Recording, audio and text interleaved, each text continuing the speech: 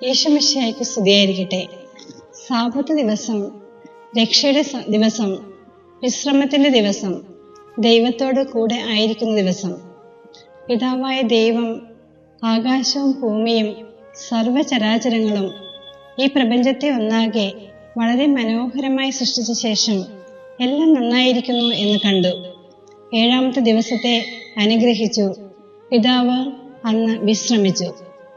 ജീവിതത്തിന്റെ വിവിധങ്ങളായ വ്യഗ്രതകളാൽ വളരെയധികം വേദനിക്കുന്ന ഇന്നത്തെ മനുഷ്യൻ ഒരു ദിവസം ദൈവത്തോടൊപ്പമായിരിക്കുവാൻ, ദൈവത്തിനു വേണ്ടി സമർപ്പിക്കപ്പെടുവാൻ മാറ്റിവെക്കപ്പെടുന്നു. അതെ, യേശുനാഥൻ തൻ്റെ ഉത്ഥാനത്തിലൂടെ ഈ സാബത്ത് ദിവസത്തിന് ഒരു പുതിയൊരു മുഖം നൽകുകയായിരുന്നു.